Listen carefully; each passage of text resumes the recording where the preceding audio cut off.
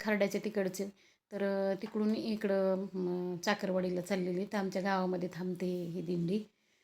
तर ह्याच्यामधल्या ज्या महिला पुरुष मंडळी आहेत हे काय करतात, भारुडं वगैरे सादरीकरण करतात इकडे स्वयंपाक तयार होईपर्यंत.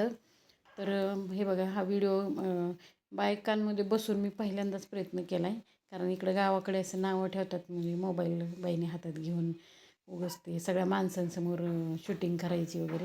तरी मी लांबूनच शूटिंग केली बरं का. पण इतकी सुंदर भारुडं ते रचलेली असतात बरं का ह्यांनी. खूप छान वाटतं हे ऐकायला.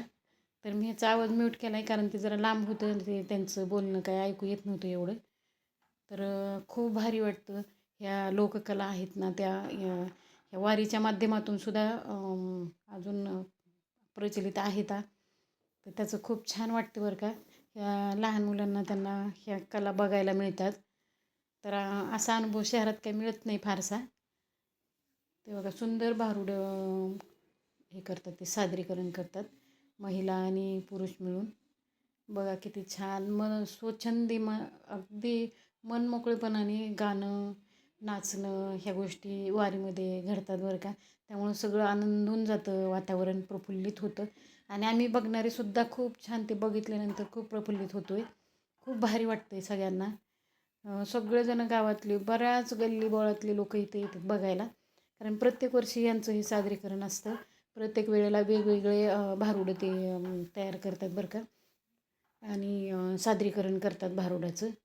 पण खूप छान कला म्हणजे ह्या शेतकरी महिला आहेत यामध्ये, त्यांच्याकडे सुद्धा किती छान छान कला आहेत बघा. ते असं सादरीकरणाची त्यांना संधी मिळते ह्या वारीच्या निमित्ताने. तर खूपच भारी वाटते. आता ही चाकरवाडीला जाणार आहे. चाकरवाडीला मिश्रा महाराजांचं पण कथा चालू आहे बघा. तर तिकडं जाणार आहे ही दिंडी. तर दिंडीसाठी आम्ही पोहे आणि शिरा बनवलेला आहे. कारण ते 8:30-9लाच येतात इथं.